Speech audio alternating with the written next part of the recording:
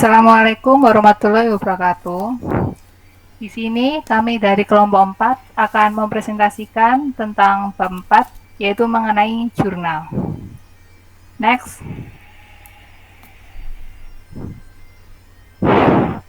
Berikut adalah anggota kelompok dari kelompok 4. Yang pertama ada Diana Safira dengan NPM 121. Yang kedua ada Farah Sahira dengan NPM 124. Yang ketiga ada Rina Purwanti dengan NPM 129. Yang keempat ada Dewi Ayu dengan NPM 134. Yang kelima ada Devika Febianti dengan NPM 161. Dan yang terakhir ada Rara Anggita dengan NPM 167. Selanjutnya akan dipresentasikan oleh teman saya. Jurnal. Jurnal merupakan catatan akuntansi pertama yang digunakan untuk mencatat transaksi keuangan perusahaan. Jurnal ini harus dirancang sebaik mungkin agar tidak ada transaksi yang tidak tercatat. Next. Yang pertama, dalam penjurnalan ini ada jurnal umum. Jurnal umum ini berisikan 5 kolom, yaitu yang pertama kolom tanggal. Kolom tanggal ini gunanya untuk mencatat tanggal terjadinya transaksi dan isinya secara berurutan. Lalu kolom keterangan. Kolom keterangan ini berisi nama akun yang bersangkutan dengan transaksi, di mana akun yang letaknya di debit ditulis terlebih dahulu baru nama akun yang dikredit. Dan penulisan akun yang dikredit itu menjorok ke kanan. Kemudian kolom nomor bukti. Kolom nomor bukti ini digunakan untuk mencatat dokumen sumber atau formulir sebagai dasar pencatatan jurnal. Nomor ini berguna untuk pencarian kembali dokumen sumber yang bersangkutan dengan transaksi. Lalu kolom nomor akun atau yang biasanya disebut kode akun. Kolom ini berisi nomor akun yang berada di debit dan di kredit yang gunanya untuk memperingkas proses secara periodik. Dan yang terakhir, kolom debit dan kredit. Kolom ini diisi dengan jumlah transaksi. Next. Lalu yang kedua, ini ada jurnal khusus. Jurnal khusus ini dipakai jika perusahaan sudah semakin besar dan jenis transaksinya semakin banyak. Jurnal khusus ini jurnal umum yang dipecah menjadi 5 bagian, yaitu jurnal penjualan, pembelian, pengeluaran kas, pemasukan kas, dan jurnal umum. Kenapa jurnal umum ini dipecah? Yang pertama, untuk mengumpulkan dan menggolongkan transaksi yang sama yang frekuensinya sering terjadi. Untuk yang kedua, untuk mengurangi pekerjaan pembukuan ke dalam buku besar dan untuk menggolongkan transaksi yang dicatat. Yang ketiga, untuk memungkinkan pengerjaan pencatatan transaksi ke dalam jurnal dilakukan oleh beberapa orang. Dan yang keempat, untuk menciptakan pengendalian internal. Selanjutnya akan dijelaskan oleh teman saya, Farah Sahira.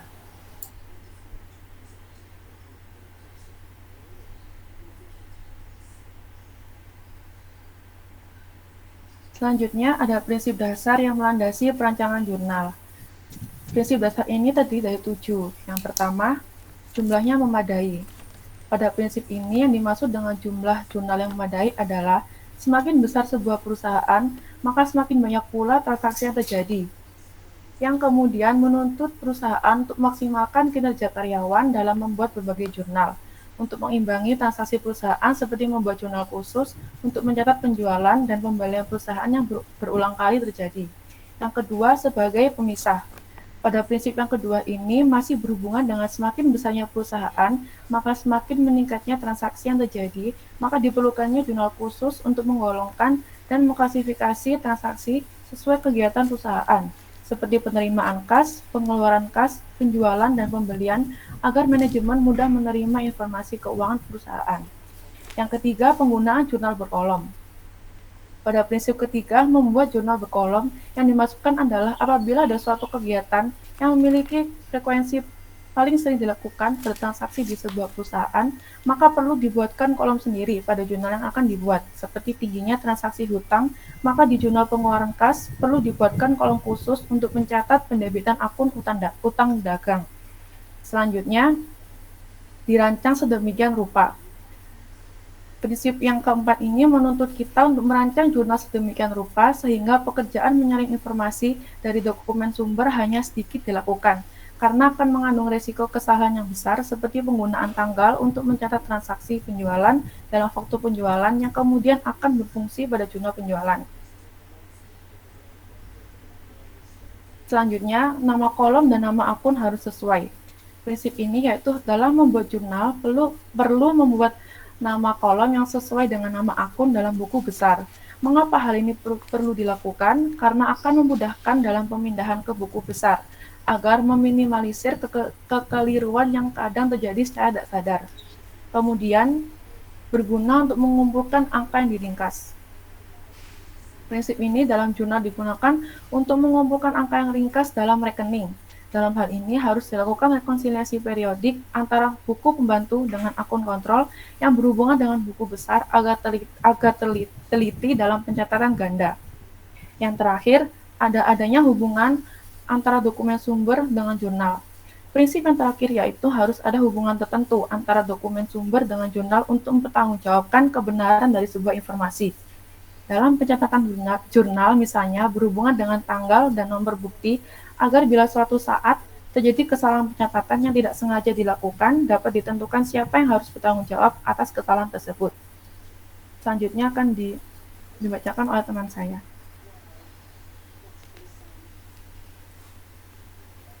Selanjutnya, yaitu ada jenis jurnal. Di sini terdapat 5 jenis jurnal yang biasanya digunakan dalam perusahaan yang relatif besar. Yang pertama, ada jurnal penjualan. Yang kedua, ada jurnal pembelian. Yang ketiga, ada jurnal penerimaan kas. Yang keempat, ada jurnal pengeluaran kas. Dan yang terakhir, ada jurnal umum. Yang pertama, yaitu jurnal penjualan. Jurnal penjualan di sini biasanya digunakan untuk mencatat transaksi penjualan secara kredit. Jadi untuk di jurnal penjualan di sini yang dicatat hanya penjualan secara kredit. Yang kedua, yaitu jurnal pembelian, yaitu biasanya digunakan untuk mencatat transaksi pembelian secara kredit. Sama seperti penjualan yang hanya mencatat penjualan secara kredit, kalau di pembelian itu hanya mencatat transaksi di pembelian secara kredit. Yang ketiga yaitu jurnal penerimaan kas, yaitu biasanya digunakan untuk mencatat transaksi penerimaan kas. Transaksi yang biasanya dicatat di jurnal penerimaan kas itu biasanya seperti penjualan secara tunai, dan piutang yang dilunasi oleh pembeli. Yang keempat yaitu ada jurnal pengeluaran kas. Itu biasanya digunakan untuk mencatat transaksi pengeluaran kas. Transaksi yang biasanya dicatat di jurnal pengeluaran kas itu seperti pembelian secara tunai, pembayaran beban, price, dan melunasi utang. Dan yang terakhir yaitu jurnal umum. Jurnal umum di sini biasanya digunakan untuk mencatat transaksi selain yang dicatat di jurnal khusus. Transaksi yang biasanya dicatat di jurnal umum itu seperti retur pembelian, retur penjualan, dan lain-lain. Selanjutnya akan dipresentasikan oleh teman saya, yaitu Dewi.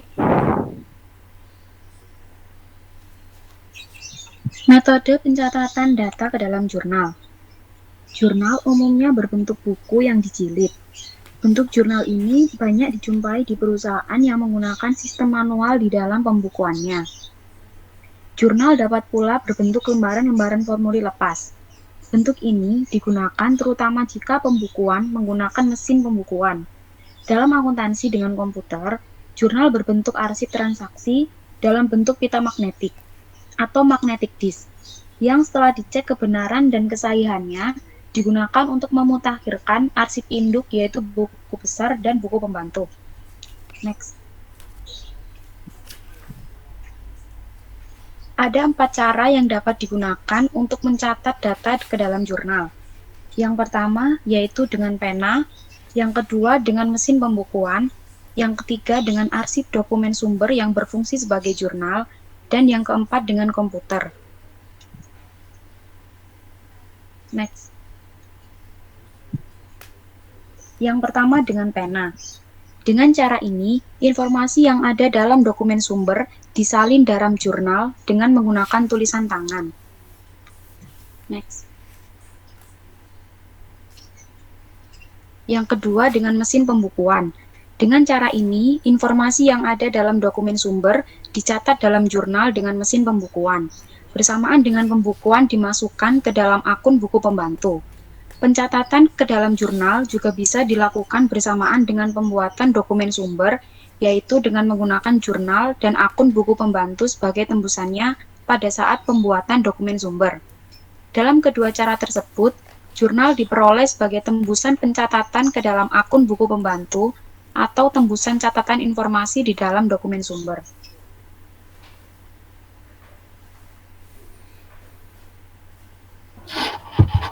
Yang ketiga, dengan sumber sebagai jurnal.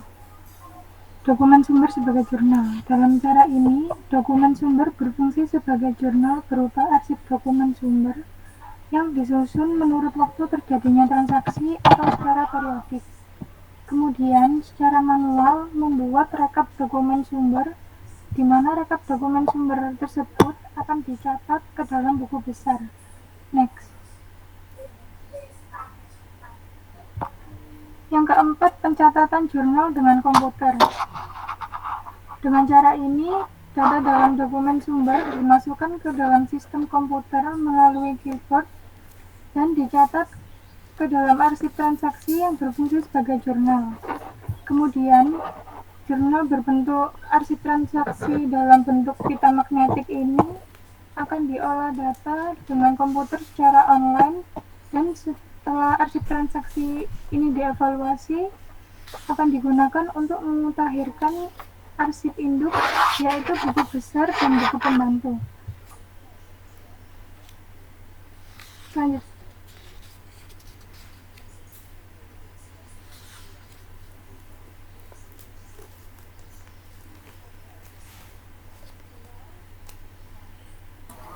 Selanjutnya, perancangan jurnal.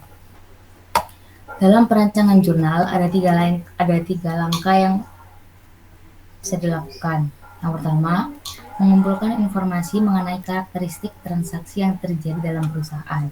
Jadi di tahap awal ini kita akan mengidentifikasi transaksi mana yang memiliki frekuensi tinggi dan transaksi mana yang memiliki frekuensi rendah. Setelah dipisahkan, kita memasukkan transaksi dengan frekuensi tinggi ke dalam jurnal khusus, dan transaksi yang frekuensinya rendah bisa kita masukkan ke jurnal umum. Lalu yang kedua, membuat jurnal standar untuk setiap transaksi dengan frekuensi transaksi yang tinggi. Setelah kita mengidentifikasi transaksi yang berfrekuensi tinggi, selanjutnya kita mempelajari ciri khas transaksi tersebut untuk dapat menentukan akun-akun buku besar yang terkait dalam pencatatan transaksi tersebut. Lalu yang ketiga, merancang jurnal berdasarkan standar. Jurnal standar dipakai sebagai standar untuk menentukan kolom-kolom yang harus dicantumkan dalam jurnal khusus. Kolom dalam jurnal ditentukan atas dasar tingginya frekuensi terkaitnya akun tertentu yang didebit atau dikredit. Next.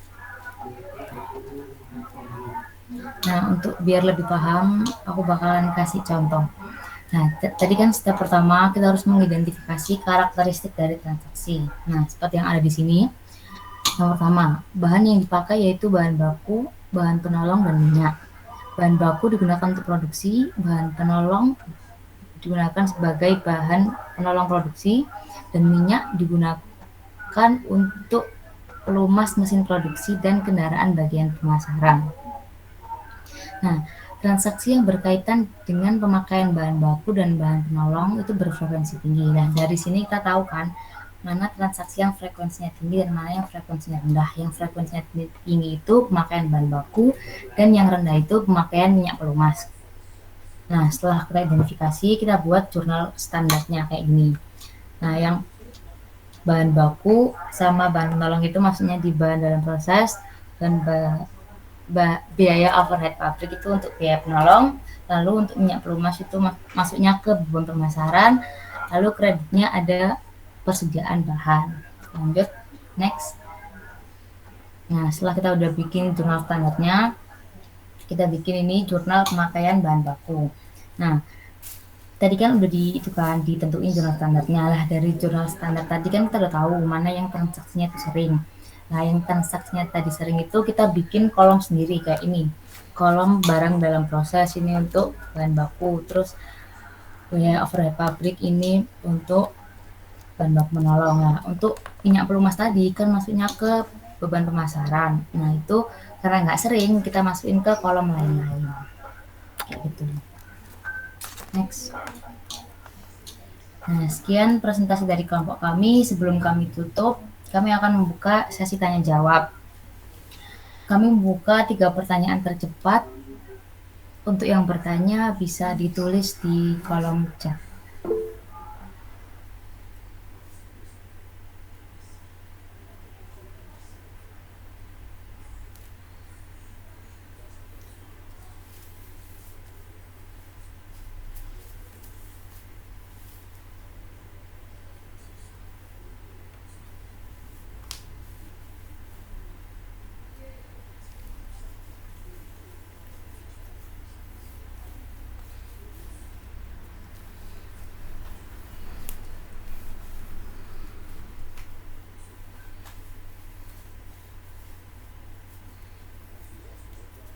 Untuk Ananda Fatiha, bisa dibacakan pertanyaannya.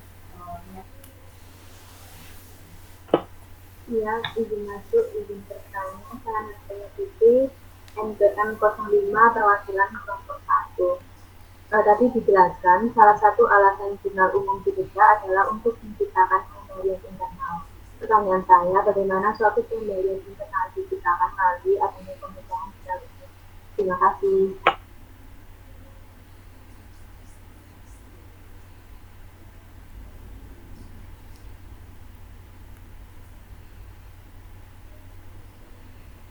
Selanjutnya boleh Faris dibacakan pertanyaannya.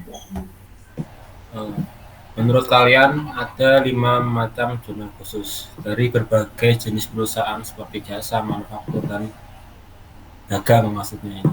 Maaf, salah ketik. Apa saja yang membedakan transaksinya dalam pencatatan di jurnal khusus, dan perlukah perusahaan jasa untuk membuat kelima jurnal khusus itu, atau cuma 2 saja, penerimaan sama pengeluaran saja? Sekian dari saya. Terima kasih.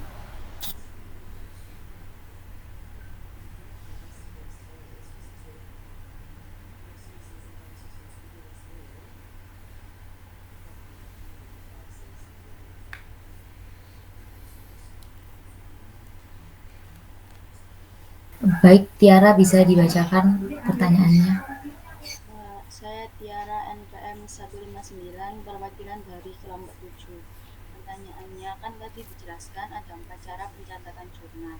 Menurut kalian, manakah cara yang lebih efisien di antara keempat cara pencatatan jurnal tersebut? Terima kasih.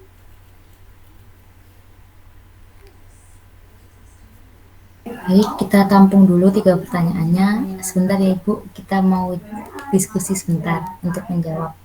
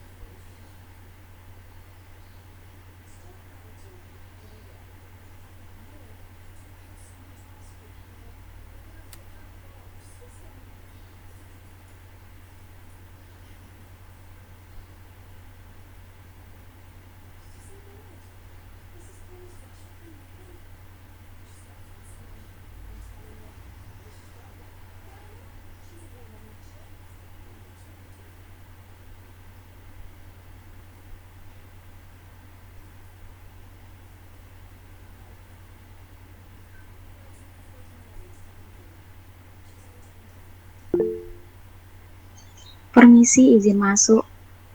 Saya Dewi Ayu, NPM 134 akan menjawab pertanyaan dari Ananda Fatica, yaitu bagaimana suatu pengendalian internal diciptakan melalui pemecahan jurnal umum. Menurut kelompok kami, pemecahan jurnal umum yang memiliki frekuensi transaksi tinggi memang akan mendesak menciptakan pengendalian internal berupa adanya jurnal khusus, di mana pengendalian internal akan semakin lebih baik bila hanya satu orang petugas yang menangani satu atau dua jurnal khusus karena pengendalian internal didesain untuk melindungi aset, mengefisien dan mengklarifikasi kesalahan dari data akuntansi. Sekian jawabannya, apakah bisa diterima? Iya, menurut saya sudah cukup menjawab. Terima kasih. Terima kasih kembali.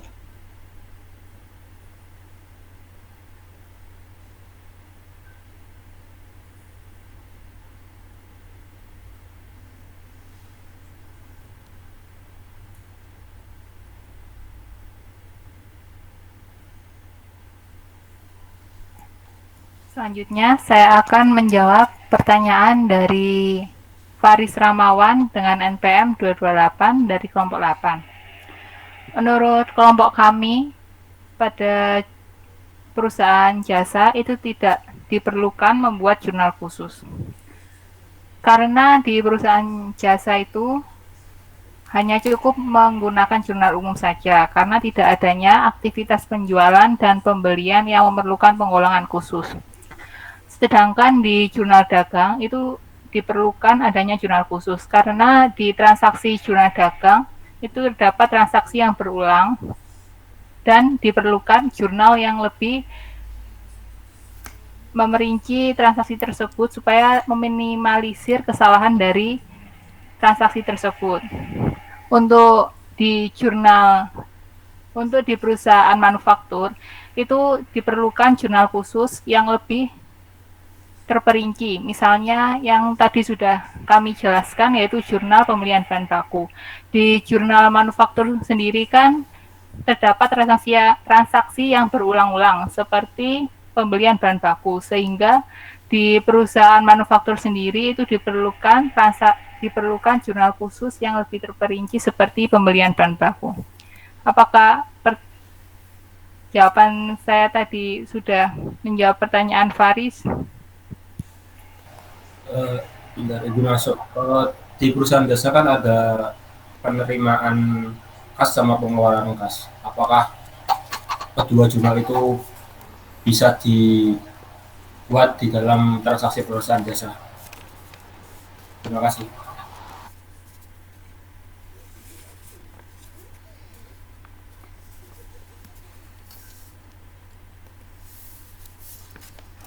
Kita kembali ke prinsip mengapa ada jurnal umum dan ada jurnal khusus ya. Jurnal khusus itu dibuat karena frekuensinya yang tinggi. Jelas? Apakah di perusahaan jasa tidak punya transaksi yang frekuensinya itu terus? Frekuensinya itu misalkan jasa cleaning service, entah jasa itu dikerjakan dulu atau pakai DP atau bagaimana, itu kan depends pada proses bisnis perusahaan ya. Jadi konsep utama dari jurnal khusus itu hanya satu, yaitu frekuensinya yang tinggi. Kejadiannya itu terus menerus berulang gitu transaksinya. Nah, kalau transaksi ini terus menerus berulang, daripada ditulis berkali-kali, ya kan? Debit ini, kredit ini, debit ini, kan jurnal umum kan gitu, jurnal umum tuh ada keterangan kan, debit kredit jurnal umum. Padahal sama terus itu, gitu loh. Jadi prinsipnya bukan karena jenis perusahaannya. Jadi kelompok tadi yang jawab siapa ya? Itu ngacung jawabnya. Kelompok 4 yang jawab tadi ngacung jawabnya. Itu bukan melihat ke jenis perusahaan, bukan ya. Jurnal khusus itu tergantung pada frekuensi transaksi ya. Sebagai contoh ya, kalau sebuah perusahaan punya frekuensi retur penjualan yang tinggi, atau banyak komplain terhadap jasa yang diberikan. Kan bisa saja akhirnya itu jadi jurnal khusus. Bener nggak? Padahal retur penjualan kan atau jasa yang dikomplain itu kan berarti jelek kan. Perusahaan tuh butuh memperbaiki kinerja karyawannya kalau seperti itu berarti. Nah, sekali lagi ya, konsep jurnal khusus adalah frekuensi yang tinggi whatever jenis perusahaannya. Mau jasa, industri, dagang, atau perusahaan e-commerce, perusahaan apa aja deh. Sepanjang dia adalah frekuensinya tinggi, maka disarankan untuk menggunakan jurnal khusus. Karena supaya tidak mengulang-ulang keterangan dalam dalam kolom keterangan itu loh. Nomor akun nggak bolak-balik ditulis. Kalau jurnal khusus kan udah ada nomor akunnya sendiri. Dalam kolom-kolomnya tuh sudah ada nomor akun. Oke, saya kira itu yang saya betulkan. Silakan lanjut.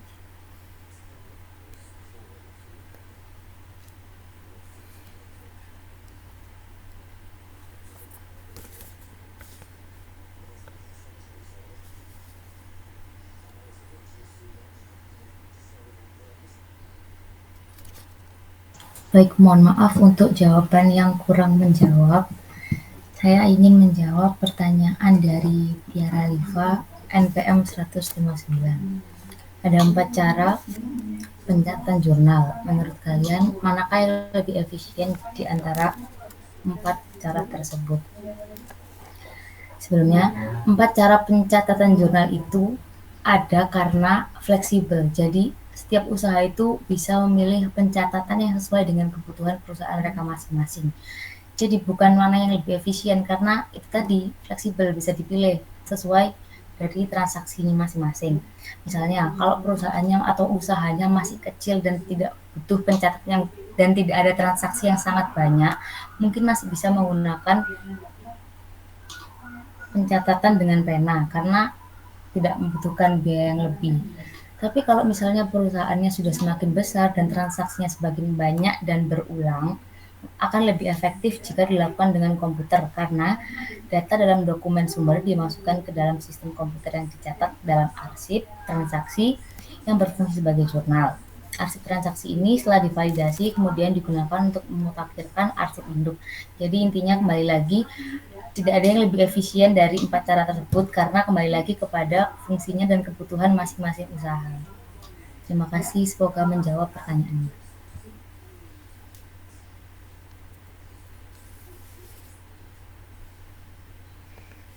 Nah, itu jawabannya udah betul tuh Tiara tuh. Jawaban untuk Tiara udah betul itu. Depends ya, sekali lagi depends. Kalau kita sistem tuh semua depends pada kebutuhan. Bayangkan ya, kalau saya dulu pernah di bank, transaksi tuh hampir 5 juta sehari. Kalau itu pakai pena, kira-kira selesainya tahun depan ya? Bener nggak? Transaksi sehari 5 juta itu. Sehari loh itu. Bukan sebulan, bukan setahun. Nasabah aja, kalau nasabah itu ada 5 juta, kelima-limanya transaksi ATM terus transaksi yang lain, kebayang ya yang harus dicatat kalau pakai pena itu bisa-bisa nggak pulang, nggak tidur, nggak makan, malah 1 tahun nggak selesai nyatet transaksi pakai penanya, nggak gitu ya. Iya, Bu. Semua depends. Tapi kalau misalkan toko warung sebelah tuh ada bukan warung sih, restoran gitu, rumah makan Padang itu loh, itu transaksinya sedikit, kondisi usahanya juga tidak terlalu bagus, masa kita suruh dia pakai komputer yang canggih? Atau malah kalau yang di restoran besar, pernah lihat nggak karyawannya tuh bawa alat ya?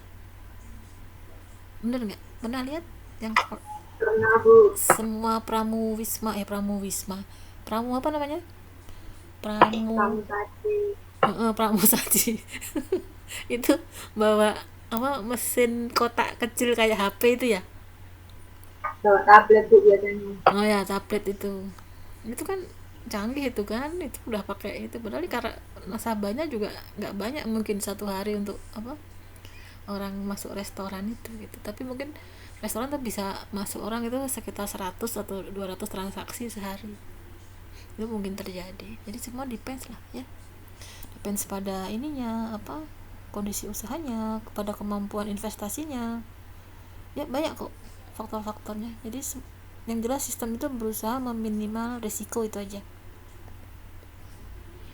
Silakan dilanjutkan atau sudah selesai ya? Belum ya? Baik, akan saya buka kembali untuk sesi tanya jawab. Yang ingin bertanya lagi silakan chat di kolom komentar ya.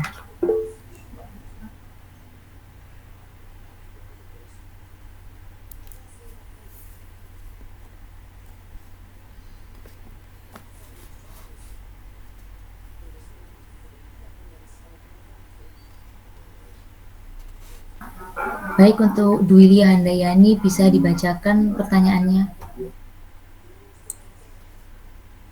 Baik, nama saya Dwi Handayani, NPM 0009 dari kelompok 2. Saya izin bertanya, dalam contoh yang telah dipaparkan tadi kan ada 5 macam jurnal, namun apakah boleh bila sebuah perusahaan yang memiliki suatu transaksi lain dengan frekuensi tinggi dan berulang-ulang, misalnya transaksi kas kecil, membuat jurnal khusus untuk menampung jenis aktivitas ini? Terima kasih.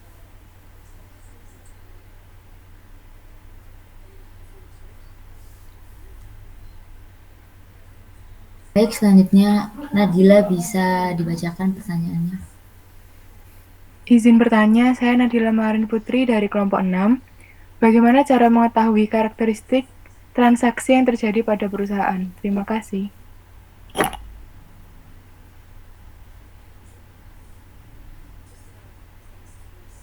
Oke, selanjutnya untuk Yoga bisa dibacakan pertanyaannya. Baik, saya Yoga Febriantoro, NPM 130, ingin bertanya, seberapa pentingkah jurnal dalam suatu perusahaan, dan apakah dampak jika suatu perusahaan tidak melakukan suatu jurnal? Terima kasih.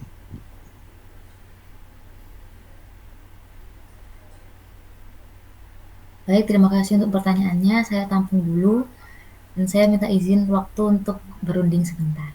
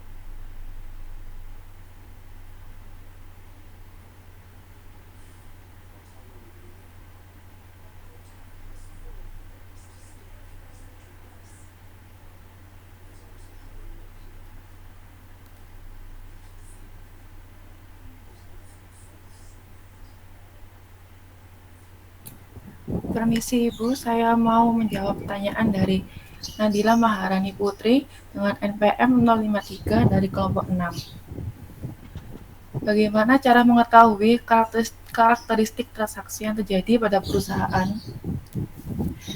Untuk mengetahuinya kita bisa melihat dari frekuensi transaksi yang terjadi.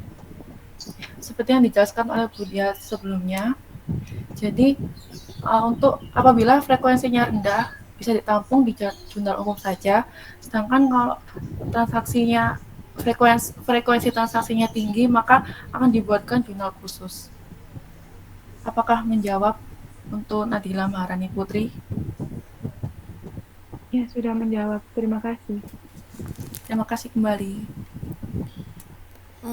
Saya kira jawabannya ini kan bagaimana cara mengetahui karakteristik suatu transaksi yang terjadi di perusahaan. Cara mengetahui karakteristik transaksi, bukan cara menggolongkan jurnal umum dan jurnal khusus.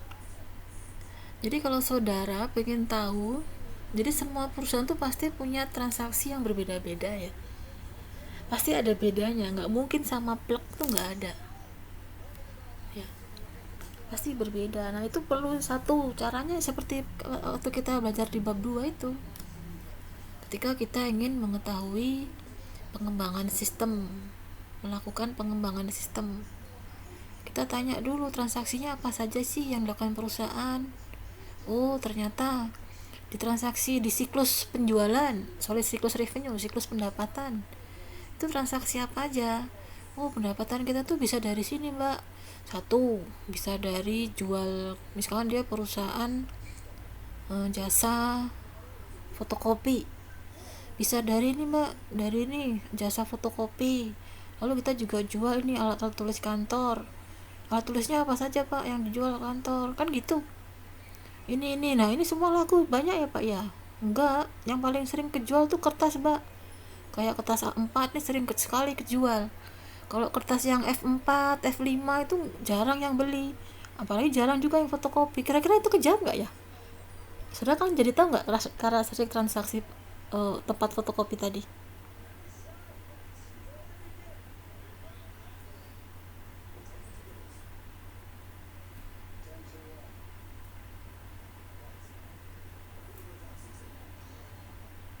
Halo, tidur semua kah? Ini Belum saya lihat bisa ada menjawab. anak 52 anak ya ini ya. Iya ibu. Dan semuanya bisu.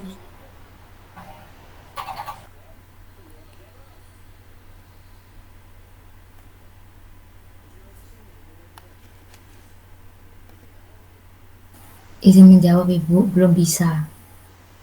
Belum bisa. Dengan cara wawancara itu saudara nggak tahu karakteristik transaksi perusahaan. Oh, maaf ibu, iya bisa. Bisa apa enggak? Bisa ibu, kalau Nah, sudah itu wawancara bisa. apa itu yang ditanyakan oleh siapa tadi? Oleh Nadila. Bagaimana cara mengetahui karakteristik transaksi? Iya Bu, saya menanyakan bagaimana cara kita mengetahui transaksi yang terjadi pada perusahaan, karakteristiknya. Iya, karena coba saudara wawancara di fotokopi sebelahnya, dia akan ngomong, wah kalau di sini yang banyak fotokopi banyak dek, tapi kalau jualan ini, kalau kertas kurang laku, yang paling laku tuh amplop ini loh. Bisa beda kan? Transaksi yang sering terjadi ketahuan, ya enggak? Ya ibu. Itu yang saya maksud. Jadi saudara itu jawabnya seperti itu. Silakan dilanjutkan.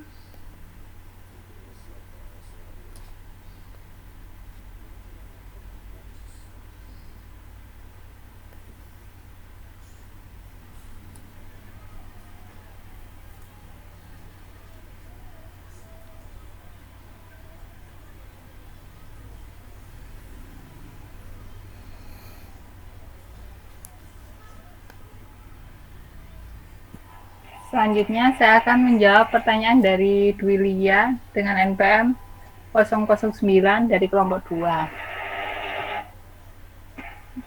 Jawaban dari pertanyaan Dwi Lia menurut kami yaitu, bila ada suatu transaksi yang memiliki frekuensi tinggi, maka akan diberikan kolom khusus di jurnal khususnya, seperti utang yang ada di pengeluaran kas.